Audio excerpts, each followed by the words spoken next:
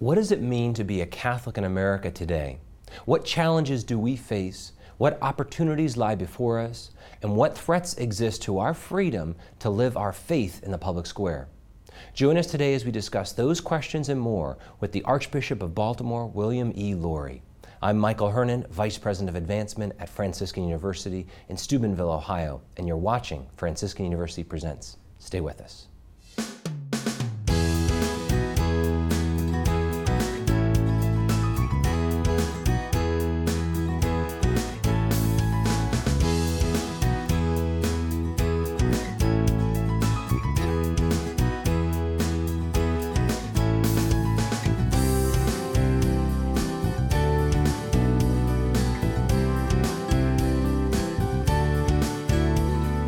Welcome to Franciscan University Presents. I'm your host, Michael Hernon, Vice President of Advancement here at Franciscan University in Steubenville, Ohio. And today we're going to be talking about being Catholic in America today. And I'm joined by our regular panelist, Dr. Regis Martin, Professor of Systematic Theology here at Franciscan University, and Dr. Scott Hahn, who holds the Father Michael Scanlon Chair in Biblical Theology in the New Evangelization, again here at Franciscan University. And we are so pleased to welcome our very special guest, Your Excellency, the Archbishop of Baltimore, William E. Lori. Previously, you were the bishop in Bridgeport, Connecticut. That's right. And then an auxiliary bishop in Washington, D.C. Is that right? Okay. All true. Okay, guilty as charged. Guilty. But you're also, you've got your M.A. From Mount St. Mary's, and you've got your Sacred Theology degree from the Catholic University of America. That's correct. All right, well, and you're also the Supreme Chaplain of the Knights of Columbus, which is wonderful. True again. And somewhat pertinent to our topic today, you're the chairman of the U.S. Bishops' Conference on Religious Liberty, the Committee on Religious Liberty. That's right. Yes, yeah. yes. So you really did your homework. That's right. Well, a lot of homework to do. It's a lot. Right. It's a lot. It's very impressive. But you also you're no stranger to Franciscan University, so it's a joy to welcome you back here on our campus. Good to be back. Yes, Thank you. yes. Well, on today's topic, if you could just frame for us a little bit, what does it mean to be a Catholic in America today? Well, that means a lot of things. That's right. It certainly means that, first of all, it's an increasingly diverse church. I certainly see this in my ministry in the Archdiocese of Baltimore. I see, for example, as in many parts of the country, a growing Latino population, but also African immigrants, many others. We've always been a church of immigrants. I think there might have been a period when we thought we had transcended our immigrant period, but that's not true. Secondly, I think that for some, sadly, to be Catholic today means to have a kind of a general, sentimental, on again, off again, cultural attachment to the church, but not really a participation in the life of the church. And then for others, thankfully, I think there are those who understand that what the church teaches brings out the very best in our culture, but is also, in doing that, deeply countercultural. And they understand that to be a faithful Catholic today, you have to do so intentionally, and you have to do so on the basis of a real personal adherence to the person of Jesus Christ, and you have to be willing to bear witness to this. So it's quite a broad spectrum, I would say, but I experience those three realities day in and day out. So, and if you could compare, looking back 50 or 100 years to what a Catholic in America looked like versus today, and if so, what has really changed in that time frame? Well, I can't quite remember back 100 years ago, but when you think about 100 years ago, the church was coming into its own. Right. My predecessor in Baltimore was Cardinal Gibbons. Cardinal Gibbons, in many ways, was in those days the leader of the hierarchy, and the church was growing rapidly with the arrival of immigrants. It was establishing institutions, colleges, universities, and you could see a growing church that was coming of age. And that church very much had its own culture. It had very much its own identity, and it was strong in many ways. Still not trusted or particularly liked by the culture, but it was there undeniably. 50 years ago, of course, a couple things were happening. The immigrant church of the late 19th century and early 20th century had assimilated. Right. So those folks who came over here and worked jobs and got their kids into college, these young men and women had graduated, been through World War II, founded their families, and were coming into their own with a broader degree of cultural acceptance. We had a Catholic president, we had Vatican II, and there seemed to be a moment of real comity with the culture. And that always feels really great. I remember it. I've lived through that. But it always has hidden dangers. Also, when I was growing up, for example, and part of my vocation came from here, Tuesday nights I'd be watching Bishop Fulton Sheen on television, prime time, just opposite Milton Berle. And it was a kind of an amazing time. Yes. And so there were, just to sum up, cultural props. Gotcha. I grew up in a suburban little town, and on Sunday morning, all the sedans and station wagons backed out of the driveway and went to church. Cultural props were great. Vocations, wanted to be a priest, that was thought to be a great thing. Right. Religious, a great thing. It didn't have the foundation it needed to survive well what happened later. Yes. But it looked pretty good and it felt pretty good, I have to say. So there's a lot of cultural supports for the church living that part of the faith. And great enthusiasm about the council. We all felt the church had produced these 16 beautiful documents.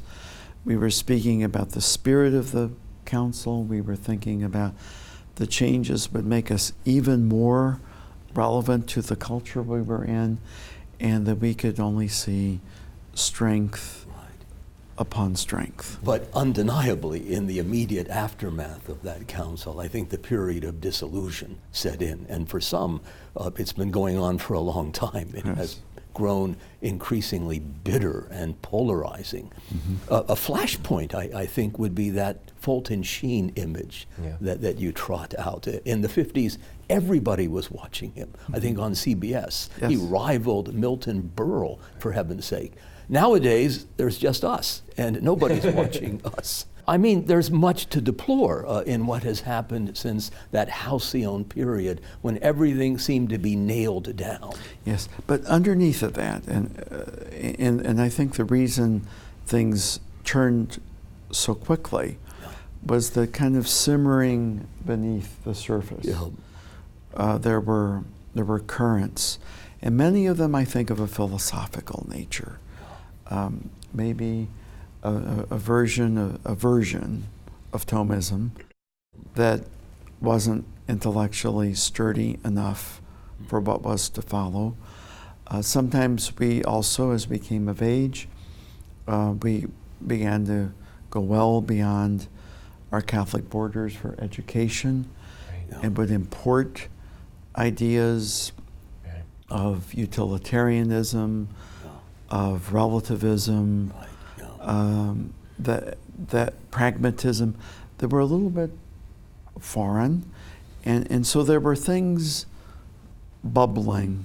You know, I think part of the problem is that we set the 1950s up as the norm, Yeah. when we ought to recognize what an incredible exception that period was. Yeah.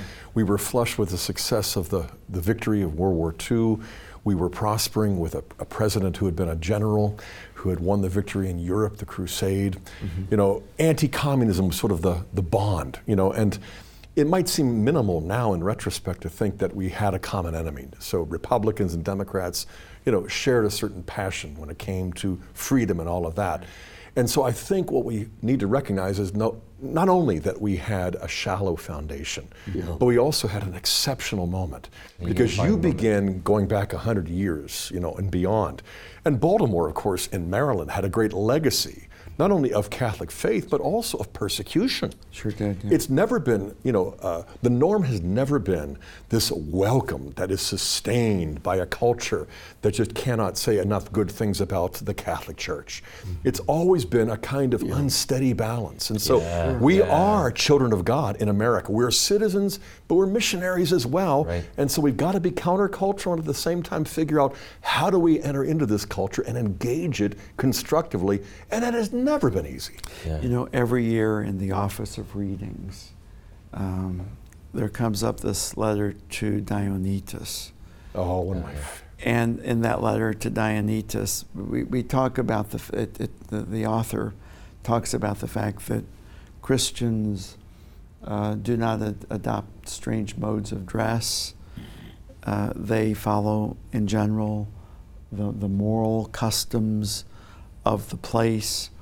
They work, they raise families, and yet they are strangers at home. Yeah. They are travelers through a foreign land, and goes on to say what some of the travails are. Right.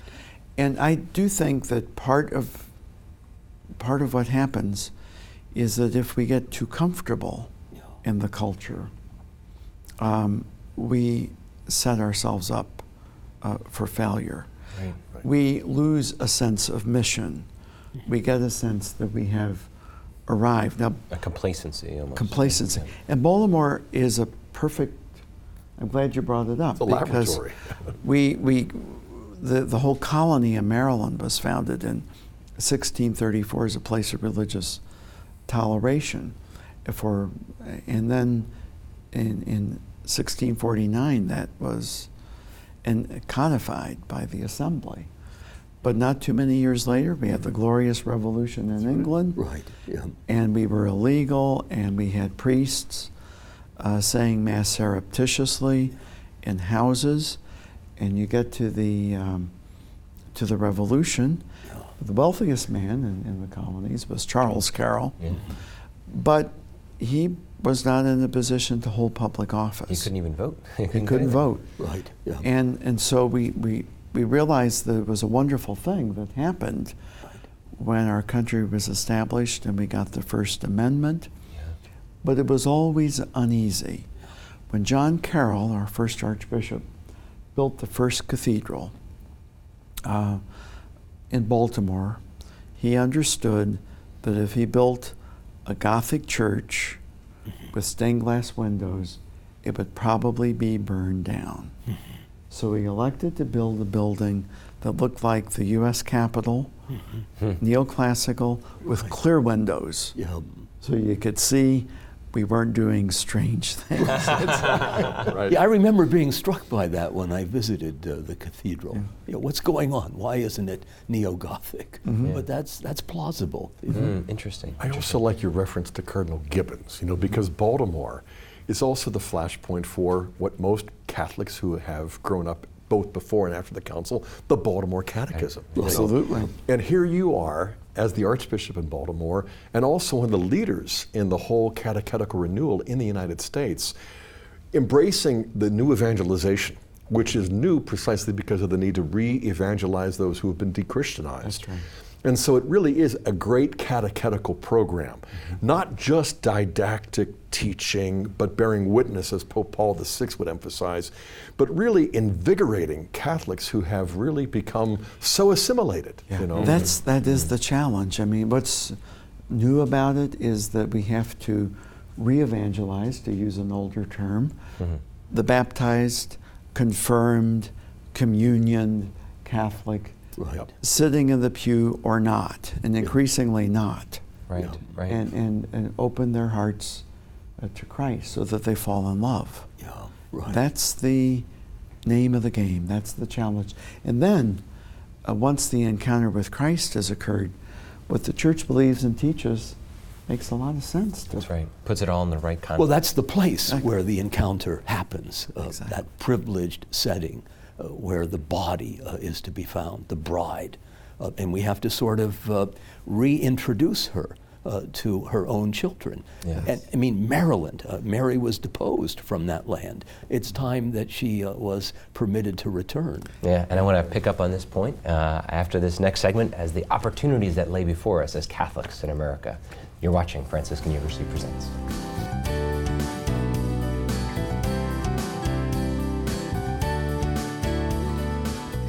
Just looking at the statistics of the amount of clergy and religious we have back maybe 50 years ago and what we have today, it's clear that the laity have to perform a stronger role in the church just because we need more people to be active in the faith. This summer, I worked in a very secular environment, and I live in a secular area, and my faith was in the minority. So I realized that the people who are against the Catholic faith are more verbal and take more action on what they believe is their truth. But as Catholics, we should be the ones presenting the truth of Christ in a positive, encouraging light because we have the real truth of Christ and His church in our lives.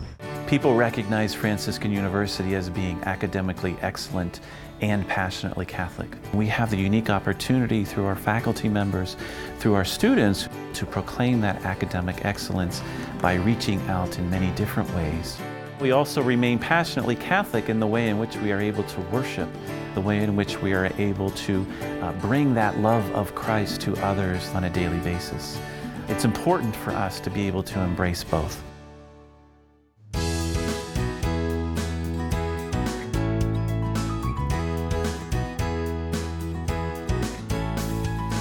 Welcome back to Franciscan University Presents. We've been talking about being a Catholic in America today with Your Excellency, Archbishop of Baltimore, William Lowry. Thank you for being with us. So we've kind of set the stage a little bit of some of the challenges, but I want to go a little bit deeper first. What do you think are some of the greatest threats to religious liberty today in America? Perhaps the greatest one is that most people in the West and in America do not think religious liberty is under siege. Why? The churches are open, our institutions are still functioning, no one has been arrested yet. Right. And so people think it's business as usual, that we're wrangling over either bureaucratic matters like insurance and benefits, or they feel that the presenting issues, e.g. and to wit contraception, are things that people have decided on their own anyway, and so why don't we move on? So that's one thing. Yeah. I think as you look at the actual existential threats that are coming at us, however, far and away, I think that the advent of same-sex marriage and its legalization has presented tremendous challenges. Why? Because the understanding of marriage is written into the law all over the place. Yes. And when that is redefined, it upends so much in the law. What it upends for us is the freedom to hire those who believe as we do in the importance of the family and marriage as between one man and one woman. It affects licensure, such as adoption agencies and social service agencies. It will also eventually include accreditation, whether it's social service programs or high schools and all of that. The face of this, or the mantra here, is that the church is discriminatory, that we are as good as Jim Crow. What we have to be able to say is that no, the shoe is really on the other foot. It's people of faith, it's people who believe in traditional marriage, who are being discriminated against, and not just as individuals, although that's certainly true if you think about the baker way back when who was fired $135,000 for not baking the cake for the wedding. But also our institutions. And our institutions do a world of good. Right. And yet this is something that is And it's really vital, I think, that the defense we mount of marriage reach onto the plane, really, of metaphysics. It's not just the positive law. It's not simply the observance of a moral custom. We're talking about the order of nature. That's something that was designed deliberately by God from the beginning. That's what we're trying to uphold. Exactly right. I mean, to me, and it's even those who would like to defend traditional marriage often simply talk about it in surely practical terms. It is true, having a mom and dad is a lot better for the kids. Right. That's all true, and we have to uphold that and say it from the rooftops. But it goes to who we are as human beings. Yes. Made in the image of God, male and female. He created us and sent us to fill the earth and subdue it. You know, so often the training we get, for me in the 80s, corresponded to the challenges we faced at that point. And so now, 15, 20, 25 years later, it's sort of like the equipment doesn't work.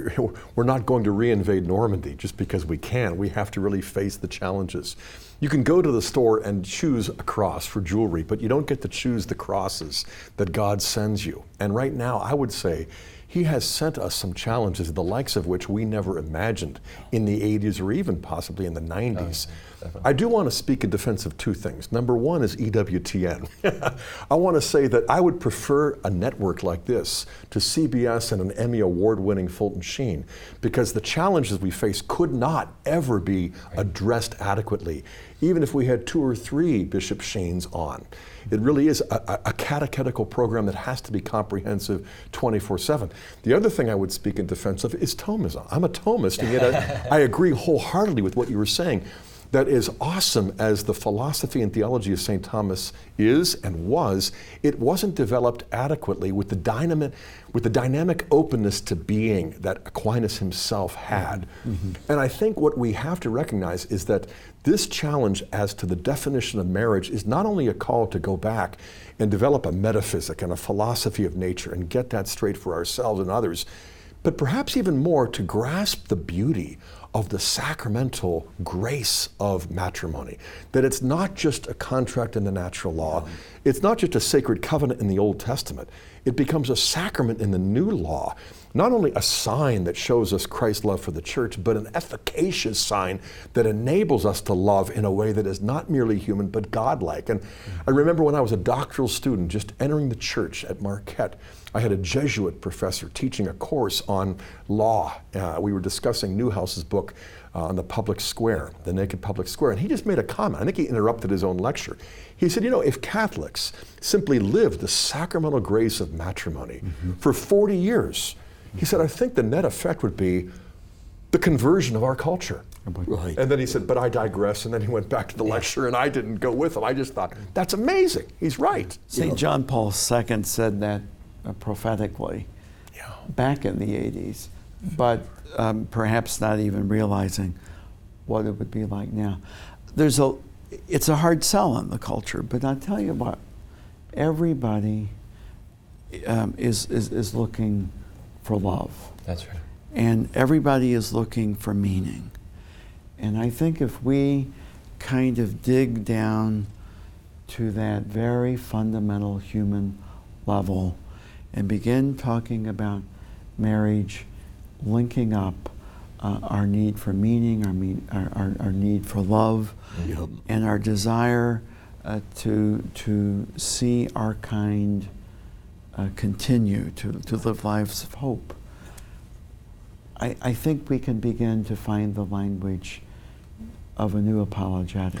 I think that's the key. The inner logic of love is the only thing that explains everything, especially those things that don't seem to make any sense to people today. And likewise, the beauty of truth, not just its compelling demonstrability, but to show that there is an inherent beauty to the truth. Once you experience it, then you can present it not just, again, in didactic terms as a teacher, but bearing witness to the experience of the truth and its beauty. Well, we don't need to feel the least bit inferior or nervous when the public debate unfolds, because we have all the advantages. We are on the side of life. We profess belief in a God whose name is I am who am, ising, being, and he's love.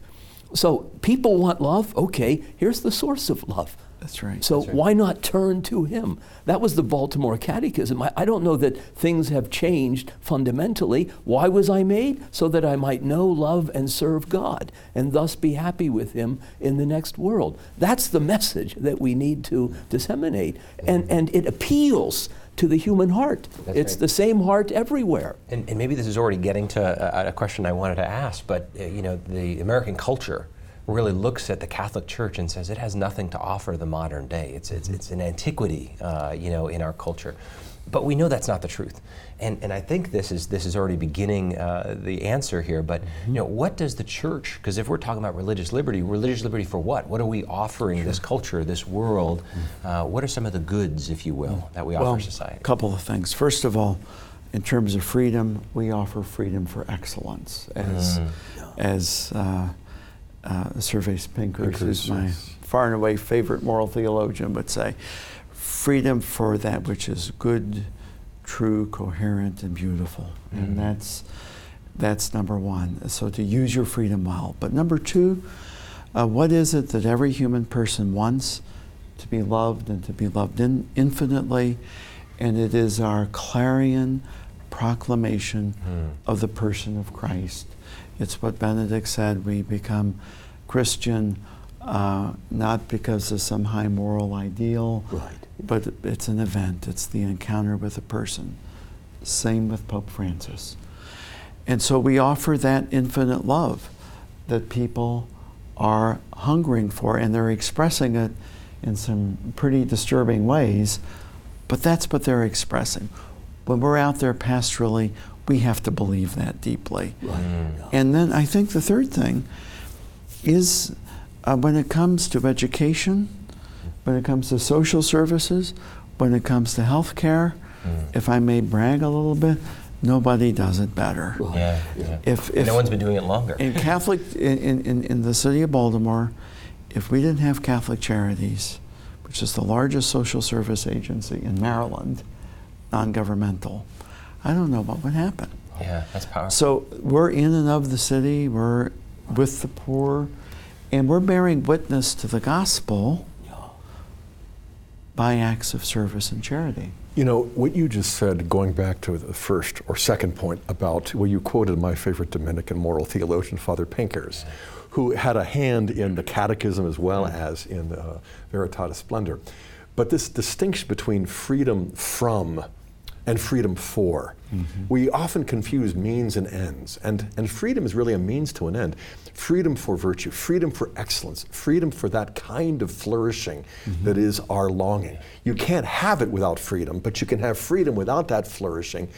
And so when we speak about the church's liberty, we're not talking just about a freedom from governmental constraint, although that's critical. Yes. But we're talking about a freedom for an excellence, a flourishing, not just for individual members, but for people outside the church. And not just for the church institutionally, but for the whole culture that is going to flourish more if we are given these freedoms. So well, you make that point, I think, in that piece that you delivered. You identify Caravatiwa at the council as having said, look, liberty and truth must go together. That's right. So during the debates for the Declaration on Religious Liberty, which is turning 50, there was a strain, kind of a juridical strain, advanced by John Courtney Murray that religious freedom, judicially speaking, is freedom from coercion. True enough. And I certainly welcome freedom from coercion to do the work of the church. But then Wojtyła said truth and freedom have to be linked. And Wojtyła is John Paul. John Paul. So without without truth there is no freedom. Right. Yeah. And the Council Fathers were so wise because they root religious freedom not in a positive right that is inscribed in a document, but in human nature. In human the metaphysics of the human person. And so looking at these are huge, ultimate gifts that the church is offering. When you look out at America today, do you see more challenge or opportunity? Do you see is the culture ready for us in any way? Is it ripe, if you will? Yes, the culture is always ripe. Here's the one thing I will never, that will get under my skin, is when somebody says, well, we can't evangelize because of the culture. Didn't St. John Paul II teach us eloquently, and didn't Cardinal George teach us that's the vineyard, Right. that's the soil.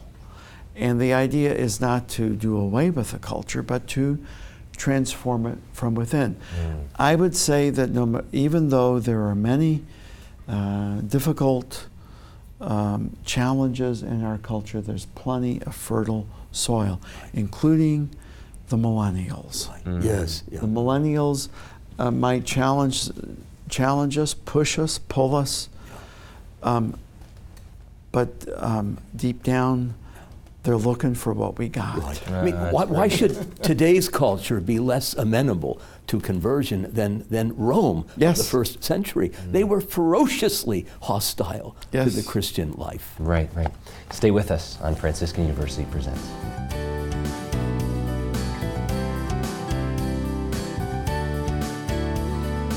I really like St. Josemaria Escriva because of his philosophy on how our life, everything we do within our particular lifestyle is rooted in Christ, and how, whether that be our job, just being at home with our family, going out and playing sports, all that should be rooted in Christ. My model for living is St. Clare of Assisi. A group of marauders were coming into her convent, and she held up the Eucharist, and they all turned around all of a sudden, an army of people against her.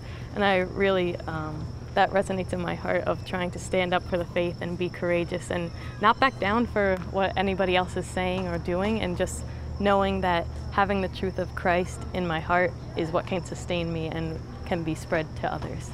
I am a communication arts major, the president of Film Club, and an editor for Franciscan University Presents. It's really great to be able to work on Franciscan University Presents because it is a national television show on EWTN, and in a lot of other schools you're not going to have that kind of ability to put that on a resume.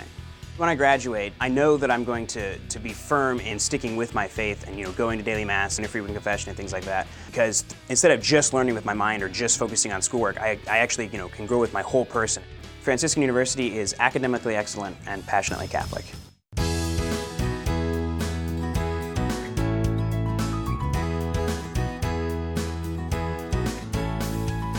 Welcome back to Franciscan University Presents. This entire program springs forth from the very heart of Franciscan University in Steubenville, Ohio. Our camera and the equipment here are being managed by our students. This is in our communication arts studio, and our regular panelists are our theology faculty here at Franciscan University. Your Excellence, we've been talking about Catholics, being Catholic in America today. So let's look at what is it to be a witness. How are we called to be a witness today as Catholics in America? To me, I think we have to be more than practicing Catholics, although I urge everyone that's the baseline listening here to be a practicing Catholic. It's more than supporting the works of the Church, although who more than the advancement director of Franciscan University would hold down for that.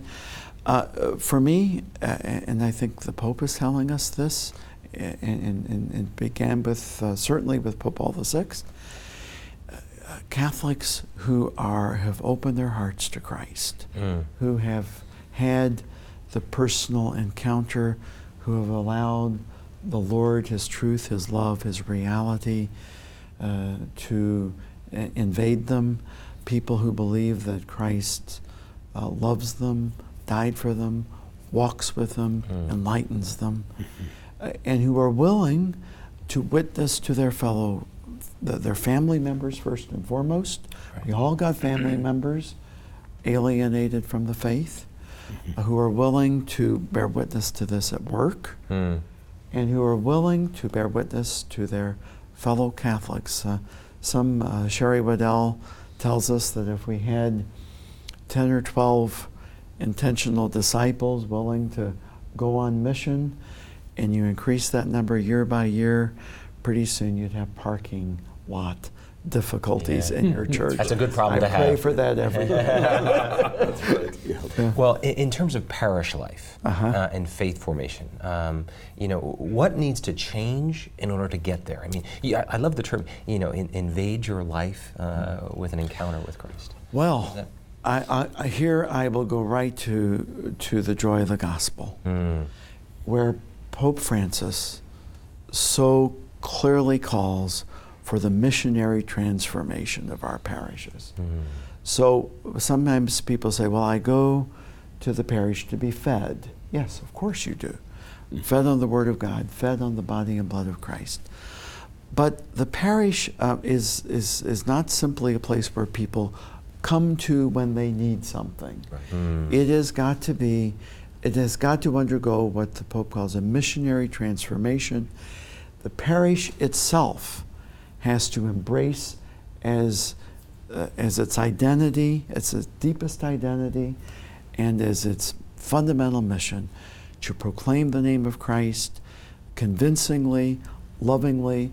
Everybody on staff, beginning with the priest, has to show that there's skin in the game. Right. And then, because if you preach in a detached way, who cares? That's right. Yeah. Right. And out you go, and you're out there to bring people in. And it's not just to fill up people in the pews, important as that is, and I'm all in favor of that. It is to bring people to the pews because they too have fallen in love with the Lord, maybe not fully. Yeah. Maybe the invasion is an ongoing process. It always is. Yes. But they've lowered their defenses, and they've invited the Lord. This move from pastoral maintenance to mission. Yeah. We have a legacy now. I think we're almost too close to recognize its uniqueness. Going back to Blessed Paul VI, I mean, even before Vatican II was over, he was going to the Holy Land, and Portugal and Turkey afterwards, and then Sri Lanka, and so many places. Yes, the Philippines. And that homily in the Philippines about Christ, And even Indonesia, at the point where it had become the single largest Islamic country, outside of the Arab world. And I think it's a call to us to recognize that we're to go out into the world and to get out of our comfort zones. And that's never easy, but it's more vital now than ever before, because the temptation to become insular and to kind of create ghettos is certainly understandable, but it's going to implode if we continue on. It really is. And I think at the same time, we have to recognize that if we go out, we ought to go out with reasonable expectations. Just as we can create a false standard in the 50s, thinking that the norm for American Catholics ought to be Fulton Sheen winning an Emmy. No, that was the exception. Likewise, when it comes to engaging culture, thinking of the Edict of Milan or the conversion of Constantine or Justinian or the grand moments of Christendom, and making that the norm instead of recognizing, I remember this one guy named Paul Hasker, a professor of Indian culture and history, one of Ratzinger's favorites, because he converted near the end of his life, and wrote about the Thomas Christians in India, who were never imperial, victorious in creating a Catholic empire, but they thrived for millennia. And we can do that without necessarily taking back Christendom. We can thrive in a culture that can be, in a way, antagonistic, and yet we can also be like leaven, transforming, even if we never create a new Christendom. Two images come to mind in listening to you. One is the image of the colonnade at St. Peter's, designed by Bernini. It extends outward. It's exoteric, expansive, like a mother who wishes to embrace all of her children, especially the wayward and the weak. I mean, that image of the church that Augustine was so enamored of, this great net, this vast net thrown into the sea, and you get as many as possible on board, and the angels can sort out the good from the bad. The church's mission is, in a way, more modest. Just baptize everybody. Let God decide where they end up on the other side of history. And a third image, Pope Francis, when he used to come to Rome, this is before he became its pope, would be drawn oftentimes to the Caravaggio painting at the Church of St. Louis, the French church. Yeah. And I think maybe that's where the idea of mercy came to him, and to announce a year of mercy, because that finger extended by Jesus to this mad money guy, Matthew, was meant to awaken a sense of longing for who knows what, but an awareness of his own wretchedness. Yeah. And that pretty much describes all of us. We're all sort of mired in the muck. And that, I think, appeals to everybody. I'm a sinner. If I were a saint, then Christ would never have needed to come to redeem me. The church is filled with sinners. And I think that's the idea that we need to propose, because it immediately, I think, appeals to everyone. And you know, in the culture today, and this goes to evangelizing, and very much in the culture where we're in, people regard the Catholic Church as a prime example, as a very judgmental, harsh, kind of an organization that doesn't live up to its own teachings. And so when the Pope comes along and says, you know, who am I? I'm a sinner loved by God and chosen by God. People listen. When a priest or a lay evangelist or a catechist shows that they're on the road, that they need the Lord's love and mercy just as much as anyone they're working with, then you're believable. The millennials, especially, look at us and say, who really are these guys, you know? When they see this kind of willingness to be very honest about ourselves and our need for God's mercy, you know, then people will pay attention. To picture the church as a hospital, like a field hospital, like a MASH unit in Korea. You know, I do think we struggle at times more than we realize with a sort of megachurch envy, that we wish we could be a spa. You know, we wish that our parishes would all be just thriving with, you know, spiritual athletes. And there's a time and a place for that, and we ought to cultivate it. But not to the exclusion of this Augustinian insight that even the athletes themselves are like Matthew. We're needing to be called, we need to receive mercy. That medicine is not something we outgrow. Right, and I think the beauty of what you shared and what the church has shared through the ages is that, you know, after that encounter, we are discipled or catechized, and then we're sent out on a mission. And everyone's mission is to go and make disciples of all nations. But we all may have a particular mission in the world. Many of those listening are lay who are out in the world. And our mission is in the marketplace. And we're bringing Christ, we're bringing that gospel, and we're also finding Christ there. I think the new evangelization is mostly carried out by the laity. The family first and foremost. Yes. But then bringing it out into the wider culture, whether it's work, whether it's social circle, or what. So they're the ones that are out and about. And in many ways, what are we to do, we who are ordained or we who are working directly in and for the church? Aren't we to equip the saints for the work of ministry? Isn't that what St. Paul told us to do? And that's what I see myself doing, is equipping people. Certainly evangelizing as well, directly, but raising up and making it possible and encouraging people to go out and do this. Have you seen any, just in the Archdiocese or elsewhere, like some fruits of these new movements or efforts in whether the new evangelization or just kind of sending people out more in that regard? No, you do. You see it in ways that are both big and small.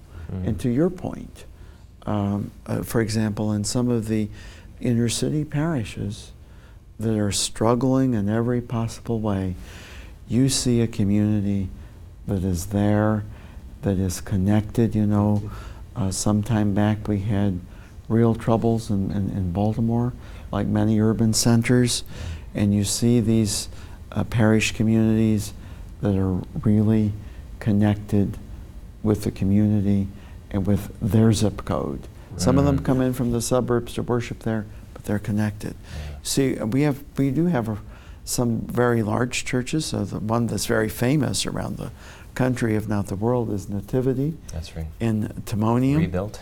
and that's undeniably a place that has attracted a lot of people who otherwise probably wouldn't darken the door on of the church. But I'm also seeing, for example, in the Basilica of the Assumption, right downtown, the oldest cathedral in the United States.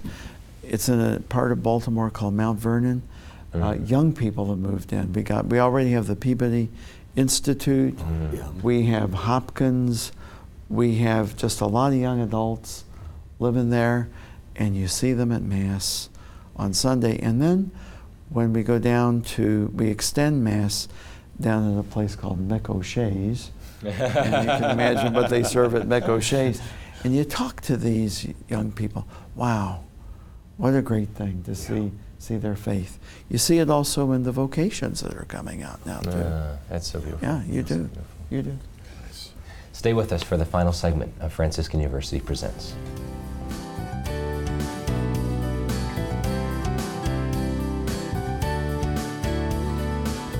We as Catholics just need to be faithful through the witness of our lives, because it's not friendly to just go and proclaim all these teachings that seem really hard without having any encounter with the faith first. So we need to witness to the Catholic faith and stay strong in the sacraments, and then from that point we will be able to express our faith and stay strong in it.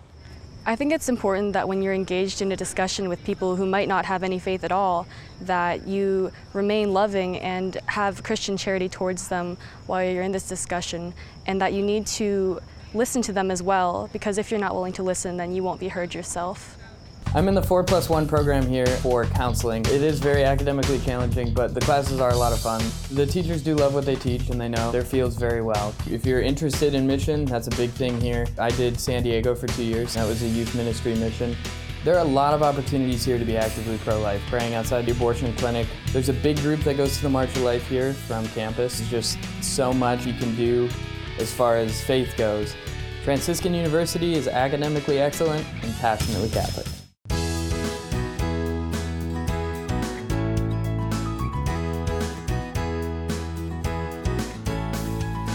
Welcome back to Franciscan University Presents. We've been talking today about being a Catholic in America today with His Excellency Archbishop of Baltimore, William E. Lori. Regis, could you start us off? Yeah, a couple of things sort of silt up. I was much struck by the comment you made near the end of the last segment about the young people that you keep bumping into, and they exude a kind of enthusiasm, a hunger for God that I hope is infectious. It certainly seems to have infected you.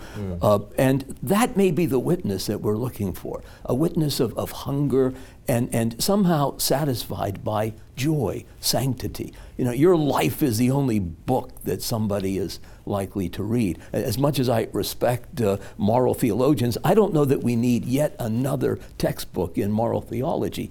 We need theologically grounded people who have fallen haplessly in love with Christ and are prepared to transform the world on the strength of that friendship, that intimacy.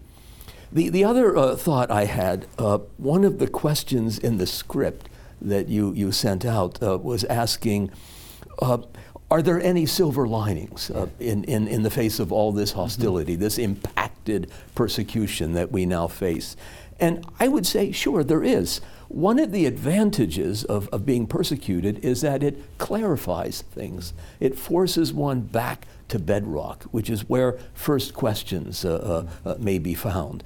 And that happened a number of times in the history of the church. You might say, gosh, who wants to be alive during the Council of Nicaea? I mean, a dreadful time. And yet, a word, homoousion, forced the church to bedrock. And if it hadn't been for that, we might not quite know where to situate the Word in relation to the Godhead.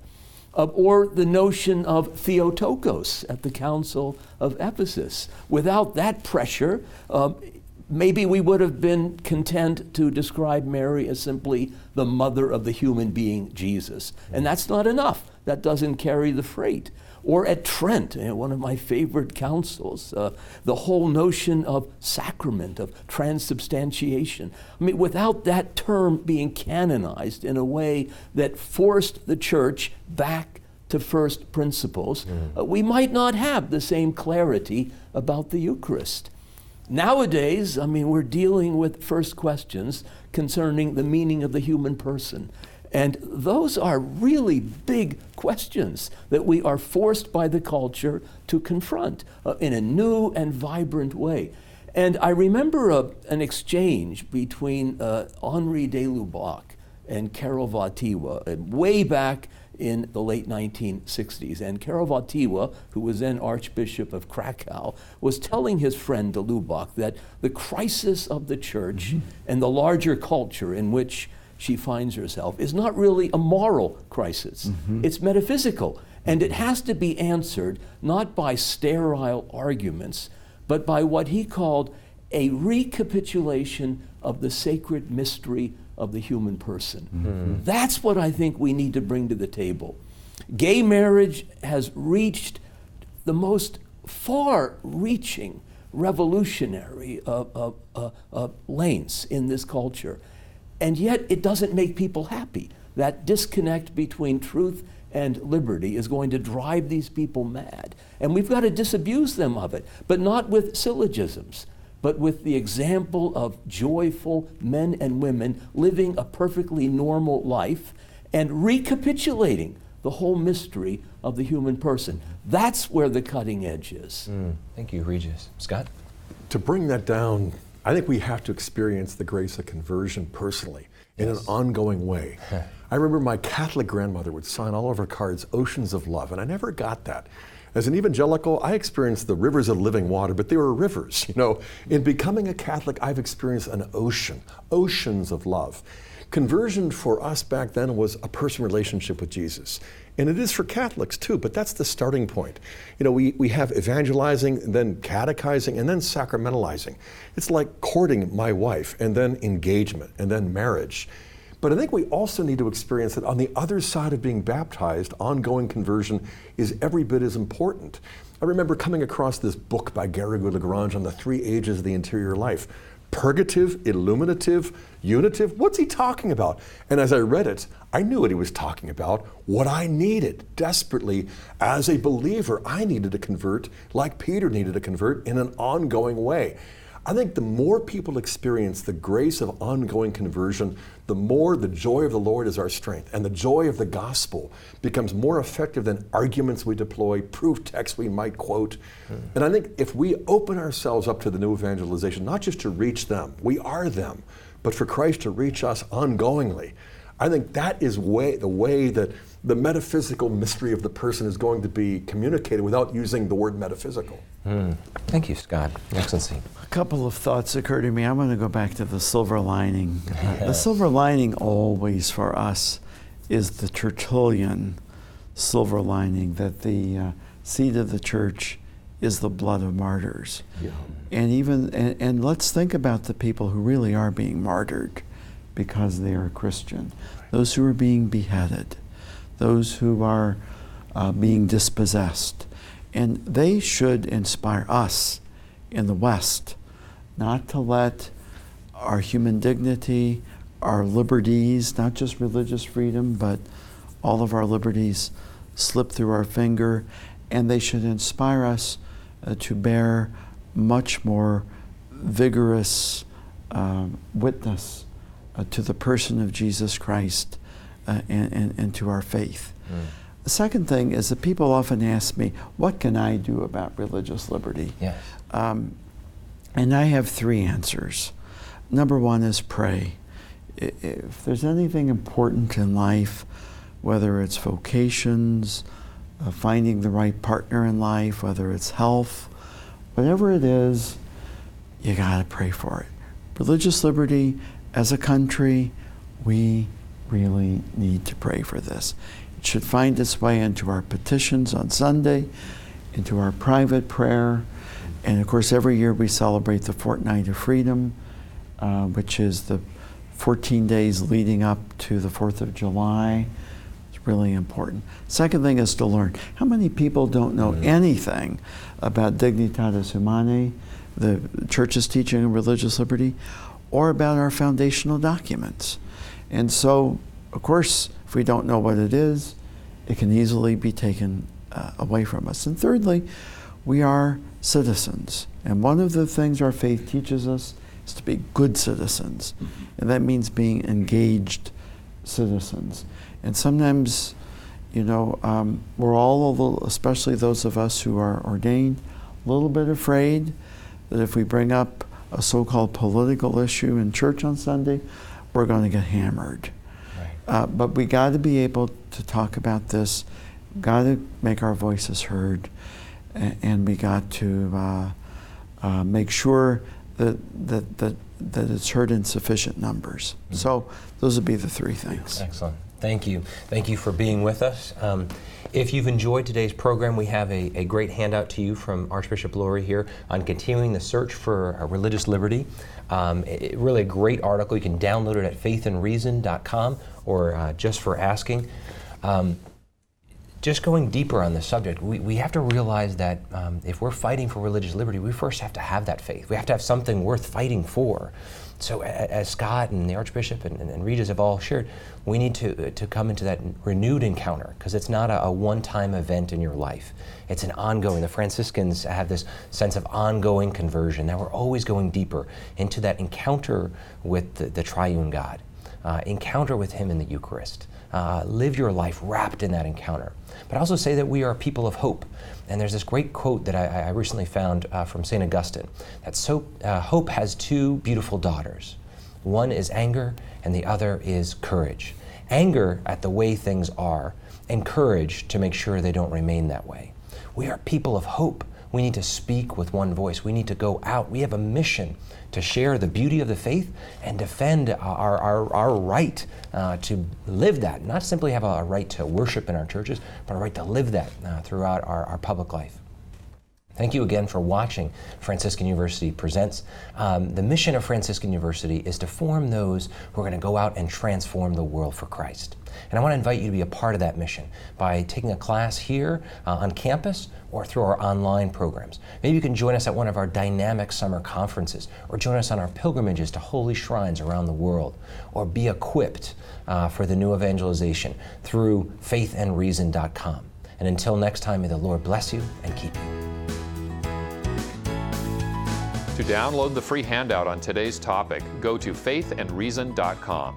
Email your request for the handout to presents@franciscan.edu. At faithandreason.com, you can also purchase past episodes of Franciscan University Presents, or request today's free handout and purchase past programs by calling 888-333-0381. That's 888-333-0381, or call 740-283-6357.